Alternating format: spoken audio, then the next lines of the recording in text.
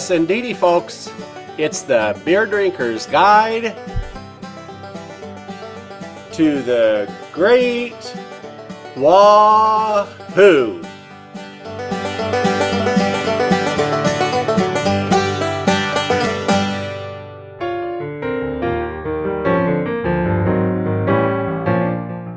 It's time to drive Steens Mountain. Good old Oregon. It's known for the Willamette Valley and the coast. But out here on the eastern side of Oregon, there's a big hole that I always thought was just filled with desert. Lordy, was I ever wrong about that. There's some great country just waiting for a little 1 or 2 or 3 day drive right in our back door. A good excuse to go adventuring in this country is driving to the top of Steens Mountain.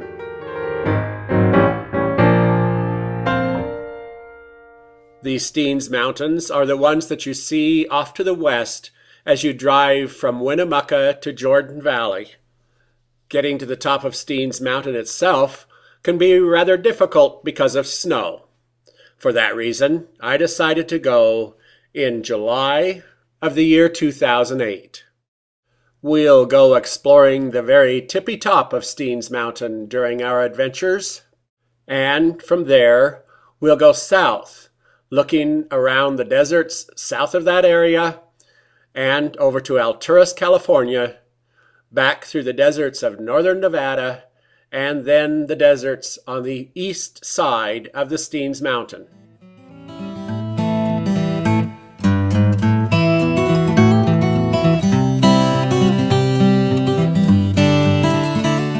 On previous episodes of Driving Steens, we made it to beautiful little French Glen. From French Glen, we headed about, a few hundred yards south and found the little dirt road that takes us up Steens Mountain. I was getting more and more eager to get to the top of Steens Mountain. However, there were beautiful wildflowers that distracted us on this portion of the dirt road. And just about the time I was driving across the back of the Steens Mountain Ridge itself, I had to pull over and see a place called Kigger Gorge, which I ended up being really glad I did. Finally, I got back on the road, was ready to get to the top of the hill, but last week we were once again distracted by this spot where on the right side there is a gorge coming up the hill that the road is going around. On the other side, the hill just seems to drop off. So we went and we looked at Little Blitzen Gorge coming up from the west.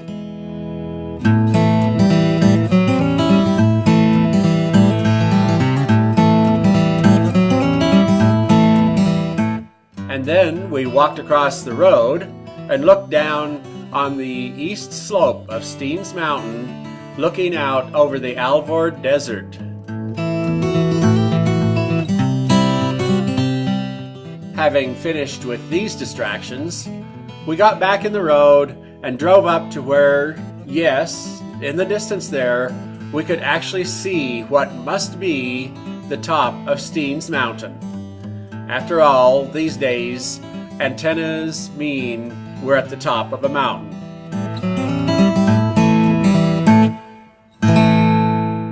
We came to a junction in the road, and I first noticed that we were only 2.5 miles from the top of the hill. I was getting antsy.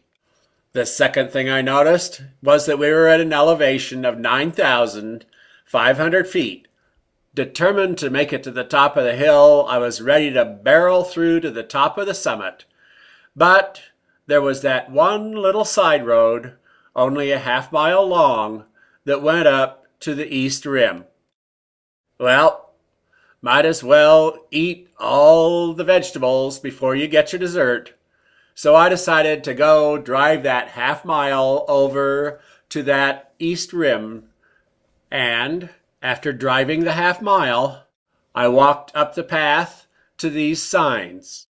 The signs point out that the Steens mountain range at 9,000 feet is high enough so that it catches what water is coming this way from the Pacific. The water falls on the west and provides a lush green environment. By the time the air gets to the east side of the hill, it thins out and all the water is gone, and we have an arid slope. There was also an interpretive sign showing what happens on the east side and some of the features of the Alvord Desert area.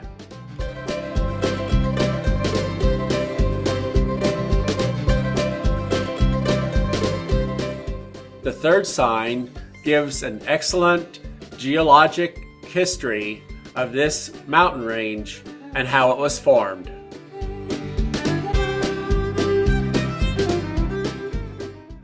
It is a 1-mile drop down to the Alvord Desert. The Alvord Desert itself you can see as the white sandy area in this photograph.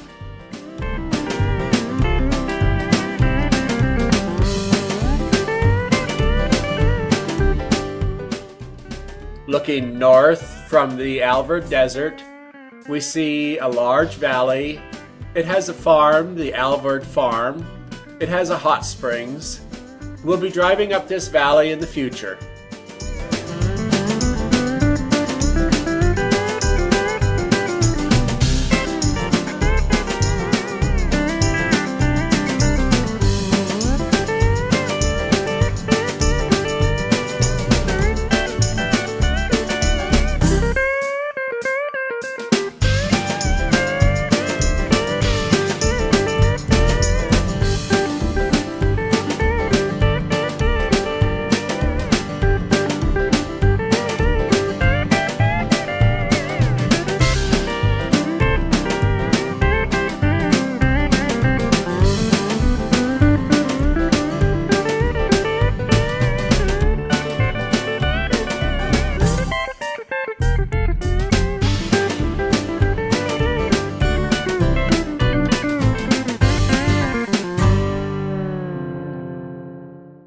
Basically, what we're looking at 1 mile below us is the area that runs between the Steens Mountains and the road that goes between Burns Junction and Winnemucca.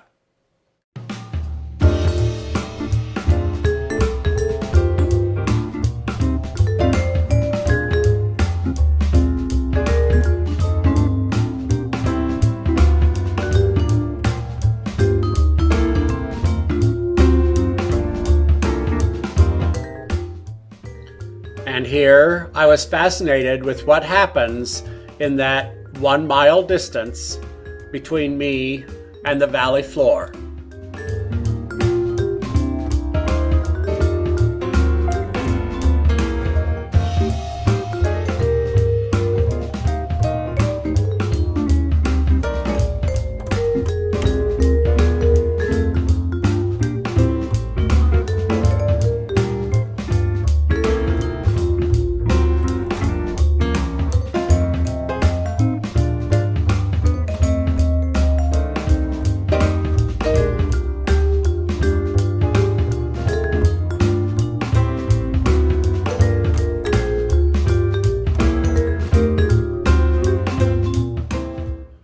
From looking down 1 mile and at the ravines that fall away from us, we start to look again at the top of the hill where we are standing and concentrate again on getting back to that road that's going to take us to the top of Steens Mountain. Here is looking back on that 1/2 mile road from the junction to the east rim. I can't help but stop and take a last look around the top of this ridge. What a magnificent place. And here it was, the early week of July, and all this snow and cool air. It was a balmy day, a beautiful place to be. a little look directly west, where we will eventually be driving. And I reach the signpost where, keeping to the left, we begin our final 2.5 mile drive over to reach the summit of Steens Mountain.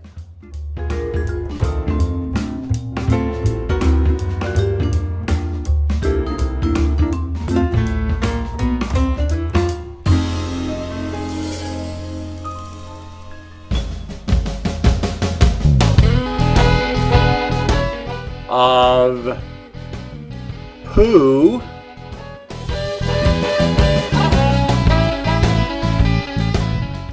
you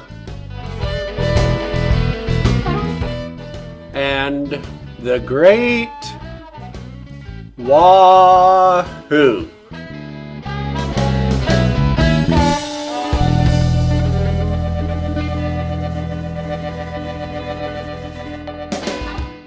In past episodes of Pooh, You, and the Great Wahoo, we have been exploring the West Boise wastewater treatment plant. We checked out the headworks building, where the sewage first comes into the plant, and solids like nuts and bolts and wedding rings are separated from the water. We then followed the water out to the primary clarifiers. The primary clarifiers settle the water down and let the floatables, like oil and grease, rise to the top, and they let heavy solids sink to the bottom. These solids are called sludge. This sludge is mostly organic and is called biosolids. It is sent to the biosolid processor. We've seen that in the biosolid processors, this sludge is turned into, basically, manure and is sent out to a farm south of Boise to be reused in the food cycle. It makes excellent compost. But never fear, the food that is grown from this product is only used as animal fodder. There is some water extracted in the biosolids processing, and that water is sent back to the primary clarifiers, where it joins all the water that has come in from the headworks building. After the water has been separated from the floatables and solids in the primary clarifiers, the water is sent to the aeration basins. The aeration basins pump vast amounts of air into the water. This air is so that the microorganisms that are in the sewage will go crazy eating. The fact is, there is organic solid material that gets through the primary clarifiers. This organic material is basically just good old food for these microorganisms. By pumping the water full of air, we encourage these microorganisms to eat and eat. We fatten them up real good. While they fatten up, they are consuming organic solids from the water. Having gotten these microorganisms good and fat, all we have to do is send them to another clarifier where we will let them settle out of the water. And that will take care of most of the organic solids that are in our sewage. By the time the water leaves these secondary clarifiers, it is in excellent shape. However, there are still 3 important steps left before it can be put back into the river. And so today, we follow the water out to the UV building for these 3 final processes. The ultraviolet building is the building closest to the Boise River, and it's a little bit of a walk out through the old settling ponds that used to take months to do what these clarifiers and aeration basins now do in a day. The pipes coming from the secondary clarifier put the water into 3 basins like this one. The water is running quite rapidly through these basins. These basins are called post-aeration basins. Their job is to put air and oxygen back into the water before it goes to the river. The organisms that have been busy cleaning the water have removed an awful lot of oxygen, and the animals in the river depend on oxygen to live. These post-aeration basins return the oxygen to the water. The foam that builds up in aeration basins is because of microorganisms that don't like water. They ride the air to the top of the water and form together to cause this foam. These basins are just outside the ultraviolet building. Like every other step in the process of treating sewage, the final water that is entering the ultraviolet building is constantly monitored. Adding air in the aeration basins was the first important step that is taken at the UV building. The second important step happens as soon as the water enters the building. It goes through a processor that takes out the algae. As we might expect, the third important process that goes on at the UV building has to do with UV. And the UV has to do with these bulbs. Inside the UV building, the three streams that we saw going through aeration basins outside are combined into two streams of water, and they go through a series of these bulbs. Each of these metal cases you see holds about 40 ultraviolet bulbs. Each of those 40 ultraviolet light bulbs is 5 feet long and hangs down into the passing water. More than 2,500 of these bulbs are putting ultraviolet radiation at 254 nanometers into the water. Just like the ultraviolet radiation from the sun, this affects all the remaining living organisms that are in the water. However, it does not kill them. What it does is it makes them so that they will not reproduce. This way, the fish and the living animals in the river can feed on the organisms. However, the organisms will not reproduce and become a problem to the overall water supply. This ultraviolet sterilization does take a lot of electricity. However, we used to do this process with chlorine. Chlorine is a very harsh chemical, and it is very difficult to take back out before we put the water into the river. Using ultraviolet radiation is better for the river, and it is less expensive than using chemical sterilizers. And finally, the water is released from the ultraviolet building, put into a pipe, and sent to the river. During the winter months, when the river is running low, the water from the 2 Boise sewage treatment plants put as much water in the river as the river is flowing. They double the flow of the Boise River.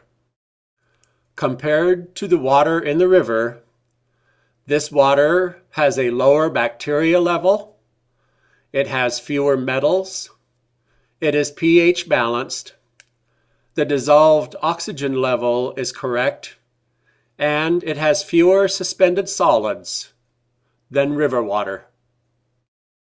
Just as wastewater coming into the plant is called influent, this product is called effluent. This effluent is so clean that it is used throughout the treatment plant for all places where they do not need potable water. This so-called gray water is used for watering the lawns and trees. It is used for flushing the toilets. It is used for washing the solids and grit that are separated out of the influent. And, among other things, it is used for rinsing the secondary clarifiers. Indeed, the permit under which this plant operates requires that this effluent be so clean that it is swimmable and fishable. In other words, it must be safe for and conducive to recreation and aquatic life. To see where the water enters the river from the West Boise treatment facility, we cross this little bridge and go walking through a very obscure little path. And here, out of this 5-foot pipe, the water flows from our system back into the world at large. We want to remember that the world only has so much water. It's the same water that was here when the pharaohs were drinking, the same water that was here throughout history. It is the same water that will be here for all of the future, for our children and their children and their children. It is all the water the earth has ever had, and it is all the water the earth will ever have. So we have seen the poo part, the you part, and here the water rejoins the great Wahoo.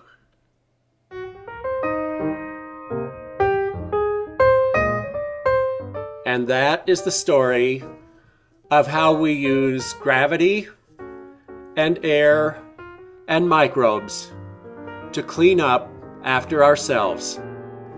Using gravity, microbes, and science, we do the same thing that nature would do in months, in about 24 hours.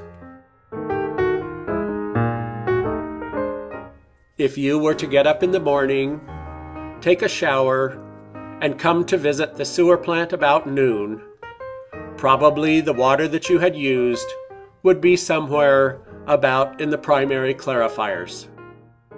By the next morning, your shower water would probably be in the river.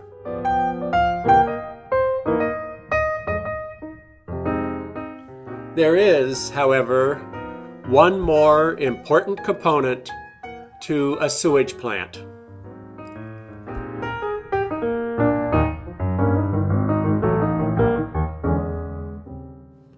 One thing about sewage and water is it just keeps flowing. It doesn't matter if you have a power outage or not. I'm sure you can imagine what a mess it would be if suddenly the big pumps were no longer pushing the water up into the system. What a disaster it would be if the aeration basins and clarifiers were not doing their job. Everything from the giant pumps to the huge blowers blowing into the aeration basins, and including sanitizing the effluent with ultraviolet radiation. All these things take a constant supply of electricity. For that reason, at several spots around the plant, there are very large emergency generators to make sure that this constant flow of sewage does not stop at the plant, but rather is properly processed and flows through to the river. Things were going real well for the QM Moxon Company. Good old QM was seeing a regular profit, and he seemed to have finally gotten together an excellent staff that just made things hum along real smooth. Of course, anytime things are going along real nice and smooth, you can pretty well plan on a blip. And sure enough, one fine day, it came walking in the door. His employee Alfred came in, and even though he was being a little unsettled, he said, "QM, I just gotta have more money. I demand more money. And if you don't give it to me, well, there are 3 companies after me, and by golly, if you want to keep me around, you better give me more money." Well, QM found this was rather odd. He'd always considered Alfred one of the rather manipulated employees. Of all the employees that QM thought would be demanding a raise, or else he had other companies waiting for him, Alfred was somebody that QM had really never thought of. In fact, when he did think of Alfred, which wasn't often, he had more of a tendency to think of him in this position than he ever thought of him sitting at his desk actually getting something done. So it was really odd to QM that of all people in the plant, it was Alfred that had 3 companies wanting his services. Old QM was so taken back, in fact, that about the only thing he could think of to do was to look at Alfred and say, "Well now, Alfred, tell me what these 3 companies are that make it so I have to pay you more money." Alfred was reluctant to say, he just insisted he had them, but finally QM insisted on an answer, and so Alfred replied, "Well, there's the gas company, the electric company, and the phone company."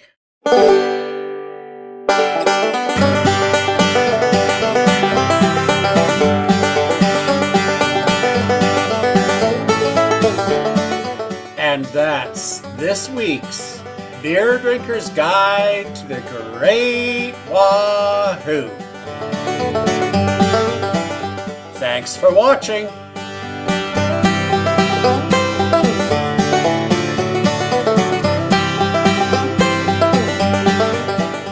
Hope to see you next week.